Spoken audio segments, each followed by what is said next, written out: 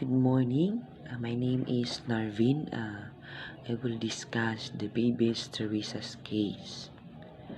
Teresa, an Campo person who later became known as Baby Teresa, was born in an anencephaly. This is its own right. It's not an unusual event, except that her parents, Laura Campo and Justin Person, upon finding out the condition would be rapidly terminal. And the prospect of any sentient life non-existent expressed a desire to offer baby Teresa's organs for transplantation. So, si baby Teresa daw is naay kuan kanang naay nangayo sa iyaha o sa iyahang organ through transplantation. This act of endometrialism provoked an ethical and legal debate surrounding the definition of death. So, kani siya nga case naadji mga nagadebate sila through this kind of death. As organ may only be taken from a deceased individual. So, ang organ, makuha lang daw siya or kuhaon sa namatay nga tao. And baby Teresa was alive, the case was referred to the court. If mabuhi si baby Teresa, so ang maong case, mabalhin siya or ma-referred into the court or sa Court of Justice. A circuit court judge, Estela M. Moriarty, ruled doctors can take as many transplant organs as possible from the terminally ill 6 days old infant as long as they don't kill her in the process. So, si Judge Estela Monteri is nag-rule siya doktor nga mag-transplant sa mahong 6 years old nga dili pud unta mamatay. And finding that baby Teresa was a live birth and not a fatal death. And the court found that there was enough doubt present concerning both the status of the child. So, nakita jud ni si baby Teresa is nabuhi nga dili dili fatal nga namatay, and mao ang court nag-decide na ang ang concern is both the status of the child. And that all of my task report. I hope you understand the baby's Teresa's case. And thank you so much. And my topic is all about Nicomachean Ethics and modern concepts. The Nicomachean Ethics by the Greek philosopher Aristotle is one of the earliest on the nature of good actions or ethics. The title derives from either Aristotle's father Nicomachus or his son also named Nicomachus. So, based his ethics on the philosophy of his other works, namely that everything follows principles based on reason. Aristotle writes, perhaps we shall find the best good if we first find the function of a human being. The treatise considers eudaimonia, often translated as happiness, though it means the highest good, that which humans get for its own sake and not for the sake of something else, as described in this Nicomachean Ethics quote. Aristotle considers how humans can achieve their highest and good by following the principle of reason concerning good actions. Surely, Aristotle writes, knowledge of this good is also of great importance for the conduct of our lives, and if, like archers, we are more likely to hit the right mark because ethics covers human actions. Aristotle's treatise rightly describes practical rather than theoretical wisdom.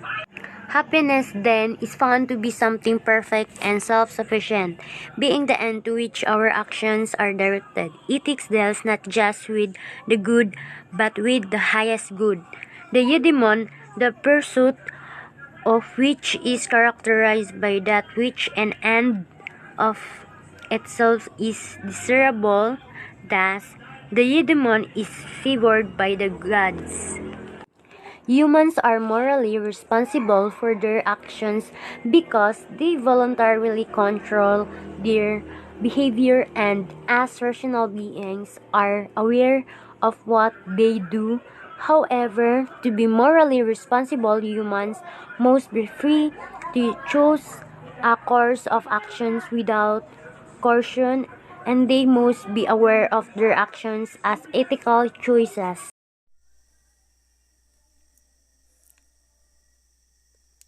My name is Nelcris Polinar from BSA 2C, and for my topic for today is all about the good life. And this is the continuation for Nicomachean Ethics and Modern Concepts. So, happiness defines a good life. This happiness, however, is not the kind that comes from sensate pleasures. It is that which comes from living a life of virtue, a life of excellence, manifested from the personal to the global scale. So, ang happiness daw is nag-define siya into a good life. So, meaning, ang tao is, kung meron siyang kasiyahan or kaligayahan sa buhay niya, so nag-define siya na maganda yung pamumuhay niya or masaya yung pamumuhay niya. Ang kaligayahan daw kasi ay hindi siya nagsimula kung saan man, kundi sa mga nagawa mong kabutihan sa iyong kapwa at sa mga ginagawa mo sa araw-araw, diyan nag-uumpisa ang happiness. For example of the good life is making sure that one avoid sugary and processed foods to keep healthy is an activity that express virtue. The resulting health adds to one's well-being and happiness.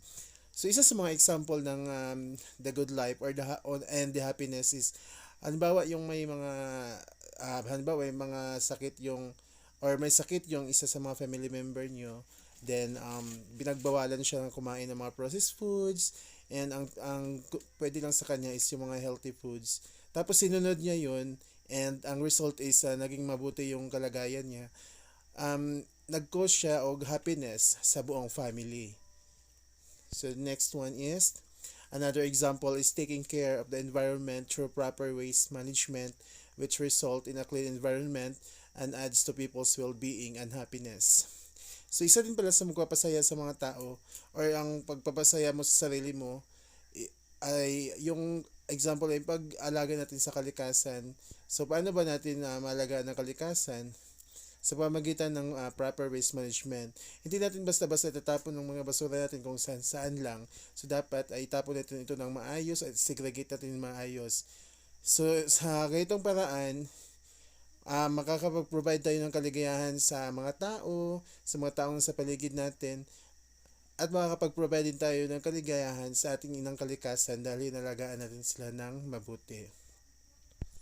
So the good life is marked by happiness brought about by virtues, human actions, and decisions that affect the individual self and the greater community. The good life does not happen in a bubble where only one person is flourishing, others have to be in too. So, ang good life is nakapag-mark talaga siya ng happiness. Kasi, halimbawa, yung buhay mo ay puno ng kaligayahan, is makakuan siya, ang mag-mark siya as na ang buhay mo is maganda.